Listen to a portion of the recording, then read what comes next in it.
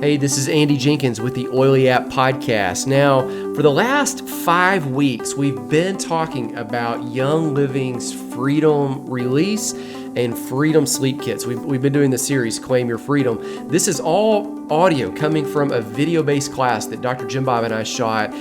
Goodness, it's actually been about a year ago. In fact, 1 year ago, as of the month that we're releasing these talks, Dr. Jim Bob and Ernie and I had gone out to Salt Lake City to visit with Young Living's corporate staff. Oily App is a certified vendor partner with Young Living Essential Oils, so all of our information goes by a compliance check, and we'd actually gone out there just to shoot some film and just to shoot some videos that we've actually made available about Young Living's headquarters and about the Mona Farms and about Young Living Foundation. We made all of those available to you. If you are an Oily App Pro member, you just go to the smartphone app that you got right there and just kind of click the button there where it says Pro. It'll open up our website, or you can go to oilyapp.com/plus. That's going to give you all of the information. It's all there. At any rate, we were there. And you might remember that these Freedom Kits, they're really in high demand. So next time they come out, you're probably going to want to scoop one so that you've got it. While we're there, one of the executives, he comes in and he says, hey, we just located X amount of tens of thousands of these kits. And so we're about to release them. And so at that time, we had already been shooting a class. And so Young Living released our video across all of their channels, and we finished the videos for that class and added a few things to it. This is the audio from that series that was released a year ago. Now, I put a link down in the show notes for you, so if you want to grab that information, oilyapp.com/freedom, all of the information is there. Now, as we were talking, really, post-traumatic stress is as we discussed in the videos, post-traumatic stress is a flight or fight mechanism. And it is, some people say fight, flight, or freeze.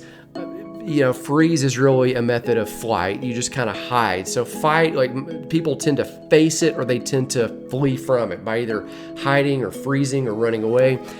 It is an emotional wound that is a response to an external threat, something that's outside of you. But as we were doing this class on emotions and on freedom, I told Jim Bob, I said, hey, man, there's this other thing that I've been studying for the last couple years with some work that I'm doing with a veterans organization, and it is actually called moral injury. And it may be more pervasive than PTSD. Now, moral injury, it is a response to an internal threat. Whereas an external threat, you could fight it and beat it, or you could just run away and hide from it. When there's moral injury, you really can't, because wherever you go, as the saying goes, wherever you go, there you are. So moral injury occurs really when you violate your conscience. You and I have been raised with a certain code, and in fact, the human code is generally the same. No matter where you go on the planet, no matter what culture you go to, no matter what time period, generally there are certain rules and norms that are the same. Thou shalt not kill.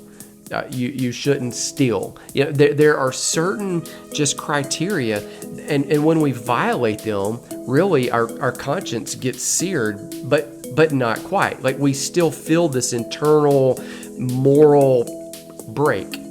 You might have felt that before. You've done something and you felt afterwards you just needed to take a shower, or somebody that's been through that. You might have known somebody that has survivor's guilt. They feel like morally they should have been there when something happened. Morally, why did they survive? You see this happen a lot of times with soldiers. They go out and they have to pull the trigger and they have to take life for the sake of the greater good and to protect thousands and tens of thousands and hundreds of thousands of lives, yet still it boils down to, I took the life of one person. And so sometimes the moral rudder is severed. In this video, we're going to actually discuss that. If you're on our email list, which I would encourage you to be, go to our website and just drop on that, opt into one of the free things, or just make sure that, or reach out back to us and make sure. I'm going to actually send out this week a link to a video. We did an entire video course on moral injury in the spring of 2020.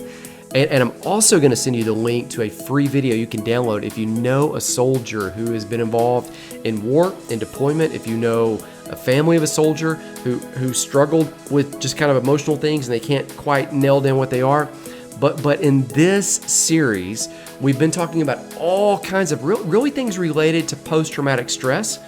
And I thought there's no way we can do this video series without taking on the idea of moral injury. Okay, so in this one, I'm going to take a cue from what we've learned with PTSD. I'm going to take a cue from what we've learned with medical professionals, with people from different faiths, with different backgrounds, and they all agree that sometimes there are other things besides PTSD happening in the background, and we've got to deal with them. So I'm going to lead you in this talk with Dr. Jim Bob about what they all say and about what this incredibly, and I'm going to say it's all too uncommon, should be common, but really uncommon cure is. Listen to the talk and be sure to reach out to us if you got comments, questions, concerns. Here it is.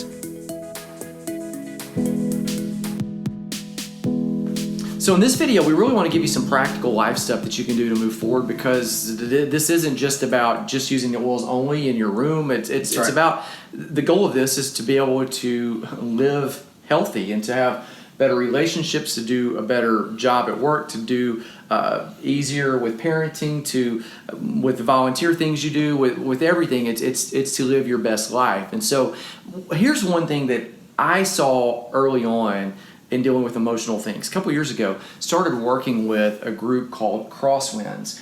And they did a documentary about veterans with PTSD. Right. And what they discovered is while they were doing, and this is straight from professionals, from psychologists and from counselors and from sergeants and majors and colonels and veterans that they were interviewing.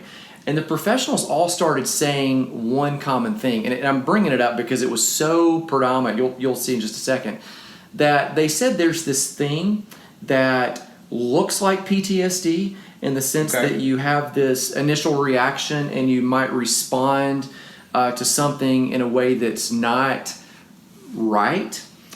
Out of character for you. But the treatments for PTSD weren't helping. And again, this is veterans. We're not talking about essential oils. We're talking about veterans in a documentary.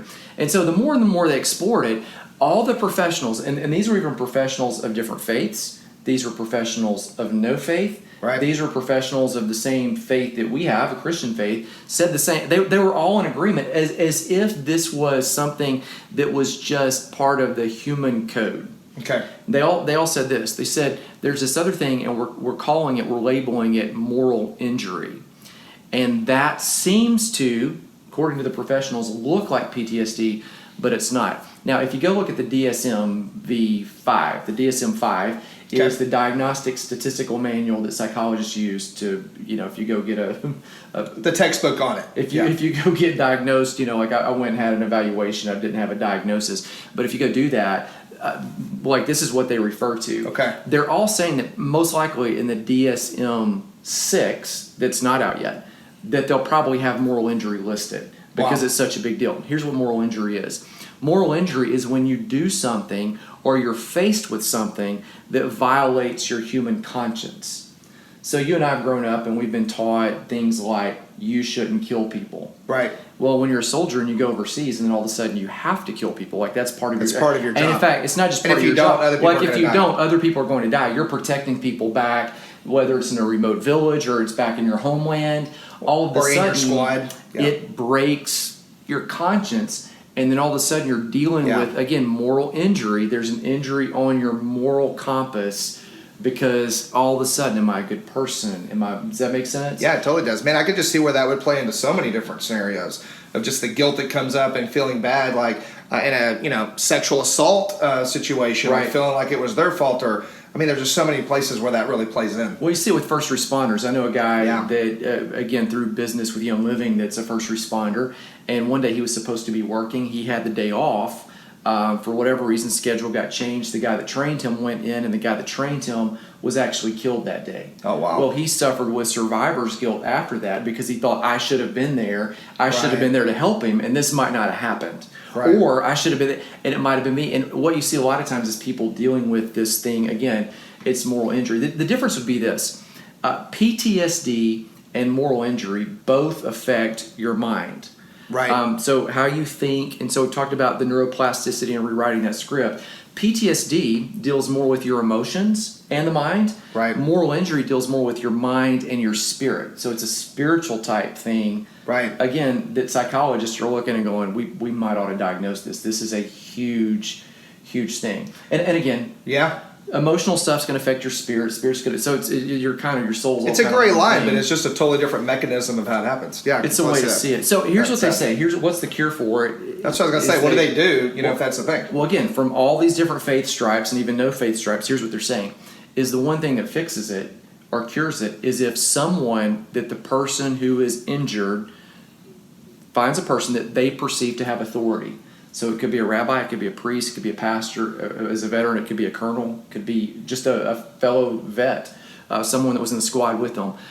If that person actually pronounces forgiveness on them, wow, it just releases it. Wow. And so I would say in this video, the whole point of this is just if that's you and if you're dealing with the emotional stuff, realize that there's probably more going on, that people that aren't just of one faith, that people of all faiths are actually saying, this is wired into how we are created. Yeah. This is a real deal. That and I would pronounce, I don't know that we've necessarily got the power to do that because the person might not respect us. Right. In the sense, we may not have authority with you. See you as the authority. But I would say, according to our faith tradition, Paul says grace covers a multitude of sin. That's true. And that's true whether you committed the sin or whether the sin was done against you. Right. That grace covers that. And so be forgiven of that and be healed of that and realize that that's not your fault. Be released of that as you move forward. And if there's anyone you need to talk to, goodness, you can message us and we'll try to connect you up with some other people. And we're always happy to return the messages that come our way. Yeah, and it really is a thing of just acknowledging it. We talked about that in other videos. Yeah. Acknowledging something going on, acknowledging what's happening, and getting help. Like